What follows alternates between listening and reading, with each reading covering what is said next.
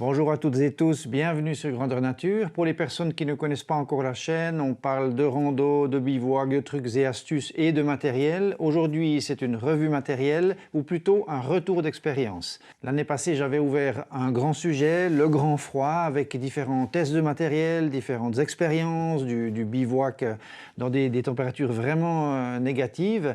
Et puis, j'avais dû m'équiper pour des choses qui vont vers les moins 30, disons des appréciations et des catégories de température basses. Je vous avais donc présenté une liste de matériel pour les froids, disons, modérés, puis pour les grands froids. J'avais ensuite testé ce matériel en bivouac. J'avais dormi par moins 27 à la Belle Étoile ou sous tente vers les moins 19. Donc c'est tout des expériences que j'ai pu traverser grâce à du matériel. La marque japonaise Montbell m'avait fourni ce matériel sur ma demande pour mon projet des grands froids, donc je les en remercie ici à nouveau. Aujourd'hui, ce que j'aimerais faire, c'est faire un retour d'expérience sur mon ressenti et quelle a été l'expérience sur le terrain avec cette veste ici. Il s'agit de la Permafrost Down Parka. C'est on va dire le fleuron de leur catégorie de doudoune en duvet. Qu'est-ce que j'entends par fleuron? C'est surtout qu'en fait c'est la plus chaude qu'on puisse avoir dans la catégorie sur leur tableau en fait de différenciation. J'avais aussi utilisé la Mirage Down Parka dont vous trouvez une revue qui va s'afficher complète, détaillée. Aujourd'hui, je vous fais revue et retour d'expérience sur celle-ci, la Permafrost. Quelques petits chiffres. En taille M standard moyen, elle est pesée ou donnée sur le site à 729 grammes avec 270 grammes de poids de remplissage d'un duvet à 800 cubic inches, donc son pouvoir gonflant. C'est pas mal, 270 grammes dans une doudoune. On est vraiment dans une catégorie, disons, ciblée pour les grands froids. On va en parler après par rapport à la structure et les tissus et les membranes qu'il y a dans cette veste-ci. Mais on n'est pas dans une doudoune, disons, ni de rando ultra légère, ni d'hiver tranquille, etc. Parce que c'est vraiment, on va dire, vous êtes habillé d'un sac de couchage et puis on peut résister à des températures vraiment négatives très fortes. Même en statique, pour votre information, j'ai déjeuné à moins 24 pendant plus d'une heure autour du camp, en faisant mon café, des choses comme ça, sans avoir aucun problème avec cette doudoune-là.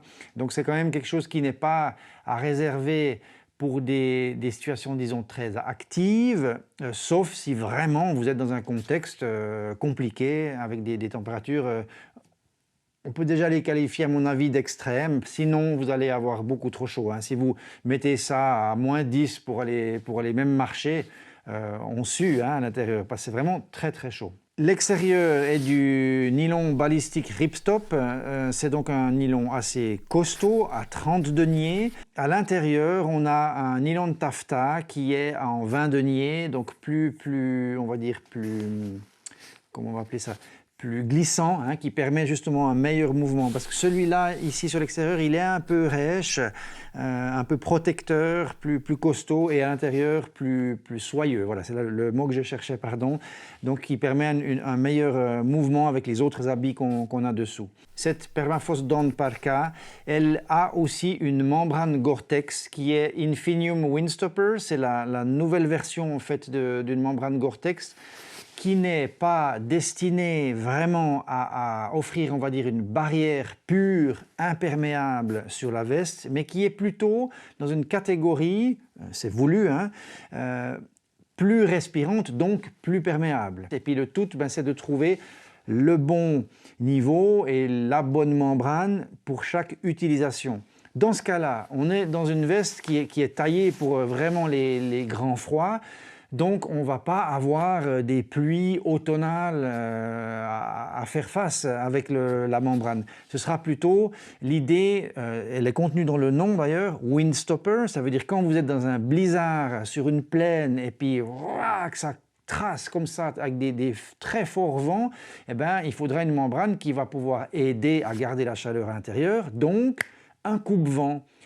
En même temps, il faut aussi que ce soit quand même bien respirant, coupe-vent mais bien respirant, voire plus qu'une membrane Gore-Tex, on va dire très imperméable, parce qu'on a un gros duvet sur nous, on va quand même bouger, donc il faut absolument, surtout dans les grands froids, que notre chaleur ou notre condensation, notre transpiration naturelle, hein, rien qu'en étant, sans forcément faire de mouvement, puisse s'échapper et sortir autant que possible pour ne pas créer une humidité à l'intérieur, une condensation, une transpiration, donc un risque ensuite d'hypothermie, d'avoir froid et tout ça. C'est donc pour ça qu'ils ont choisi le Gore-Tex Infinium qui offre le bon ratio en fait respirabilité et imperméabilité dans l'autre sens. On va ensuite faire un petit peu le tour de la veste, mais je voulais encore préciser une chose qui est très importante dans ce type de veste-là, c'est le type de construction des boudins, des compartiments qui aident à maintenir le duvet en place, parce que si on n'avait qu'un seul grand coussin, on va dire, forcément, en étant debout, en statique, on aurait tout le duvet qui viendrait se masser ici en bas. Il y a deux types de construction, soit la couture, le compartimentage, si on veut, hein, de ces éléments sont cousus au travers, donc ça veut dire que chaque fois, le tissu se rejoint sur une couture et puis on repart avec des plumes et puis on se rejoint pour créer les boudins, ou alors la box construction qui est en fait en boîtier, ça veut dire que on a les tissus extérieurs avec de la plume dedans et on s'arrête ici, là il y a une membrane qui va rendre impossible à la plume ou au duvet de voyager dans la veste, puis on repart. Et là, on a un mur et on repart comme ça. Ce qui fait qu'on n'a jamais un touche-touche en fait, donc un pont de froid qui va se créer sur ces endroits-là. On est donc sur une veste avec un zip complet, donc on peut ouvrir depuis le bas, depuis le haut, complètement. Vous retrouvez ici la structure à l'intérieur qui est très soyeuse, donc qui permet un bon mouvement. C'est très dufteux, hein, il y a de l'épaisseur, hein, c'est pas juste un micro-doudoune, c'est vraiment de la grosse doudoune de grand froid. On a des poches ici à l'intérieur, une qui est zippée, et puis des immenses poches ici qui sont sans fermeture, hein, sans rabat, fermeture, scratch, etc. Très grandes, vous voyez, elles prennent toute cette place ici. On a la même de l'autre côté ici. Ça, c'est pour pouvoir ranger, garer des énormes moufles de nouveau de froid extrême, et puis on les met là-dedans. Ensuite, ce qui est aussi important à voir, c'est qu'on a une capuche qui est détachable. Elle se détache avec une pression ici. Sur l'arrière, il y a une fermeture éclair qui prend en fait tout l'arrondi, le demi-arrondi arrière de la nuque, si on veut, pour protéger par rapport aux arrivées de vent. Et puis juste ici, sur le côté, on a simplement quelque chose de plus flottant, hein. On a un trou, si on veut, ici, avec le devant de la capuche qui vient se clipper sur une pression. Cette capuche, elle est ensuite réglable, ici sur le pourtour, hein, pour pouvoir la resserrer, et puis sur l'arrière avec un velcro qui permet en fait de relever ou d'abaisser un peu la casquette, de descendre un petit peu cette capuche. Il y a des poches simples ici ventrales, deux, avec un zip qui lui est étanche ici, et puis à l'intérieur, donc elle est livrée avec un petit sac de compression, de portage. Et puis au fond de cette poche-là, vous avez en fait une petite ficelle, une tirette, et puis lorsqu'on tire ça, ça va resserrer le cordon au niveau de la taille pour bien vous serrer sur les reins et puis empêcher l'air froid de remonter. Et puis on a ici dans la doublure, il y a une petite pression, un petit truc en plastique, hein, voilà, qui est relié justement avec ce petit fil qui est au fond de la poche à l'intérieur, et puis quand on presse dessus, ça relâche si on avait besoin de rouvrir ici, hein, la tension. Vous avez ici une poche au niveau de la poitrine, Elle n'est pas très très grande, elle fait à peu près, on va dire, 16 sur 16 cm en gros. La fermeture éclair elle-même de face, c'est tout du YKK, donc c'est les meilleures fermetures éclair qui existent par rapport à la résistance, solidité, durabilité, etc. Ensuite, sur le bout ici des manches, on a quelque chose que j'aime bien, c'est bon, un velcro pour pouvoir vraiment bien serrer quand vraiment on en a besoin sur un moufle ou pour qu'il n'y ait aucune infiltration d'air si on en a besoin, mais il y a l'autre moitié qui est faite en élastique. Et ça j'aime bien parce que quand c'est fait qu'en élastique, ben parfois ça ne sert pas tout à fait assez bien. Et puis si on va un peu au fond dans la neige ou des choses comme ça pour bricoler, ça pourrait faire remonter par exemple la manche ou voilà, où c'est pas assez serré. Et puis en plus, ou alors si on a une version qui n'a que le scratch, eh ben, une fois qu'on a serré, on ne peut pas enlever la veste, enfin, ça peut être embêtant, on doit vraiment chaque fois descratcher, tandis que là on arrive, même une fois si on serre, bon, si on serre à fond, non, mais en serrant gentiment, on arrive quand même à enlever la veste sans avoir à chaque fois, hein, si on trouve un bon réglage, on a quand même une bonne dose d'élasticité, on prend facilement la 2 cm, 2 cm et demi d'élasticité pour pouvoir enlever la manche. Donc c'est assez agréable, ça moi j'aime bien. Voilà, donc rien d'autre de spécial à dire si on veut sur la structure de la veste. Sur la construction et les coutures, rien à redire, c'est quelque chose de très bien fait, très bien fini. C'est un produit qu'on sent de qualité, il y a le prix qui va avec aussi, parce que c'est quelque chose voilà, de relativement top au point de vue des caractéristiques, au point de vue du matériel, des matériaux. Je veux dire, c'est pas une petite veste de camping, quoi. C'est quelque chose de bien fait, bien réalisé, c'est précis, propre. J'ai rien à redire là-dessus. Maintenant, j'aimerais vous donner mon avis, mon retour d'expérience par rapport à vraiment l'utilisation sur le terrain de cette veste. La première chose que l'on demande à cette veste, c'est de nous tenir chaud. Donc sur ce plan-là, je peux vous garantir que c'est quelque chose de vraiment costaud. Dans la partie la plus froide que j'ai testée, c'était à moins 24. Donc le soir même, il faisait moins 22, moins 19, ouais, dans ces eaux-là, moins 19, moins 20 à la fin de la soirée, mais j'avais un feu, donc j'étais vraiment tout tranquille, même des fois j'ouvrais un peu la veste, enfin voilà, j'avais un petit feu, donc ça c'était pas mal. Malgré tout, il faisait froid, hein. Dès que j'allais chercher du bois ou des choses comme ça, ben, on remonte vite, à moins 20 disons, ou moins 18, moins 20, on sent vite les choses. Et puis dessous, j'étais simplement avec une première couche et puis une micro-polaire et cette veste-là, fabuleux, voilà, tip-top, c'était vraiment, vraiment super, aucun souci. Ensuite, le matin, donc j'ai passé une nuit, il a fait moins 27. Vous trouvez donc toute la description, ces vidéos, le matériel, le sac de couchage, enfin tout ce que j'ai utilisé à la Belle Étoile. Et puis évidemment, forcément, le matin, quand on se réveille, quand on sort d'une nuit, hein, tout le corps s'est calmé, tout, etc. C'est là où il fait le plus froid. Alors il faisait moins 24 au réveil, mais c'était vers les 8 heures, je crois, quelque chose comme ça. Donc là, on sort tout de suite. On met ça, mais franchement, au moment où tu passes du sac de couchage, tu es à l'air libre, tu mets une polaire, un truc comme ça, et puis vous sautez dans cette doudoune-là. Très rapidement, j'ai eu chaud, donc je n'avais pas de feu là le matin. J'avais mon petit réchaud pour faire mon café, hein, pour faire mon déjeuner, mon petit déjeuner. Mais j'ai eu tout bon chaud, tout bien, à moins 24 pendant plus d'une heure en étant là, sans autre souci.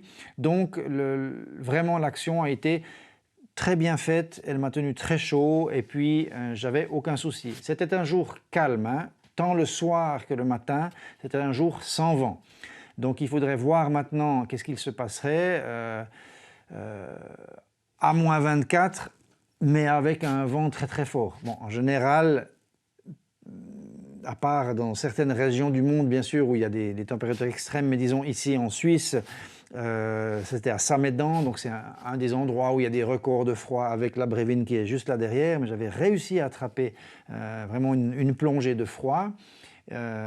C'était tout calme, sans vent, voilà. Donc ça aide aussi, bien sûr, hein, mais par rapport à la température, comment je me sentais à cette température-là, je suis absolument sûr qu'on arriverait à descendre encore plus bas, enfin, ou alors à avoir ces -24, mais avec du vent, parce qu'il y a une membrane qui protège, parce que j'aurais pu encore mettre des micro-doudounes dessous, quelque chose, parce qu'on pourrait voilà, se protéger avec une bâche et puis arriver à bloquer le vent pour vraiment encore aider la veste.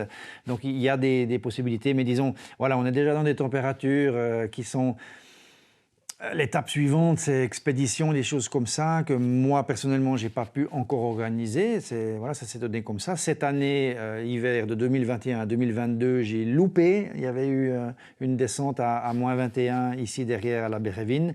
Je les ai loupés. Voilà, j'ai pas pu ce jour-là dans les descentes. Voilà, donc mon retour, très bon, mobilité très très bien. Maintenant, à qui c'est destiné? C'est quand même quelque chose d'assez pointu. Tout le monde n'est pas confronté à des températures, on va dire, extrêmes, hein, dans les -20 ou des choses comme ça. Mais il y a pas mal disons, de zones ici, vers chez moi, où voilà, quand il fait -15, -16, puis qu'il y a du vent, des choses comme ça, ben, c'est vrai que ça peut être sympa. Ne serait-ce pour aller faire une balade en soirée, d'avoir vraiment quelque chose qui soit vraiment costaud, plutôt que d'entasser, etc. C'est clair qu'il faut avoir les moyens, hein, parce que ce n'est pas non plus donné, c'est ce genre de veste. Donc, est-ce que vous en avez l'utilité? Est-ce que vous avez le plaisir là? Est-ce que vous faites, je ne sais pas, de l'observation animale ou des choses comme ça en hiver? Donc, en statique, s'il y a vraiment des froids ou des trucs comme ça, c'est quelque chose à prendre en considération. Il faudrait simplement, voilà, trouver l'utilité au produit. En tout cas, si vous en avez l'utilité, moi, je peux la conseiller dans le sens où c'est quelque chose qui remplit vraiment son cahier des charges. Pour un poids et une construction qui est de bonne facture. Donc voilà, mon retour est positif. Maintenant, évidemment, je ne l'ai pas testé, vu qu'il s'agit de choses vraiment pour des grands froids, des froids spécifiques. Il faudrait pouvoir en parler, par exemple, sur quelque chose, je pars 2 semaines en Norvège, en traîneau, enfin voilà, quelque chose de plus intensif. C'est vrai que j'ai fait des choses, des bivouacs, des choses en Suisse, calmes si on veut, hein, raquettes, marché, bivouac, sur le camp, en statique, et voilà. Donc c'est une autre approche, mais voilà, ça permet déjà des petits tests, puis d'avoir un petit retour. En tout cas, pour ma part, avec ce que j'ai fait, elle a bien fait le boulot. Je vais faire encore des retours d'expérience sur le reste, ça veut dire le bas, donc un pantalon alpin isolé, plus les thermawraps qui sont des espèces de sur-pantalons que l'on peut mettre par-dessus les pantalons alpins quand on arrive sur le camp pour le statique en synthétique et qui permettent une bonne isolation. Donc je vais vous en parler tout bientôt dans une prochaine vidéo. Vous aurez aussi bien sûr des vidéos de randonnée, comme je l'ai dit un petit peu là dans les dernières annonces vidéo. C'était une période un petit peu compliquée pour moi, j'ai pu moins faire de vidéos, mais ça reprend avec le matos, les randos, et puis bientôt présentation de ma nouvelle aventure de cet été, le gros truc, et puis aussi d'autres choses qui viendront entre-temps, vous allez voir. Je ne dis pas tout, il faut garder un petit peu de suspense. Si ça vous a plu, aidé, merci de mettre un petit pouce bleu. Et puis, par soutien, c'est chouette. C'est comme ça que ça marche sur YouTube. Abonnez-vous, ça coûte rien, c'est gratuit. Toutes ces revues, toutes ces vidéos, toutes ces choses que l'on fait, on bosse, on va dire, entre guillemets, à fond perdu. Dans le sens où, voilà, votre soutien, vos commentaires nous font du bien, me font du bien, font vivre la chaîne et puis m'aident à un peu plus d'exposition. Donc, ça marche comme ça sur YouTube. C'est la vie, c'est comme ça. Prenez soin de vous, on se voit à la prochaine. Ciao, bye bye.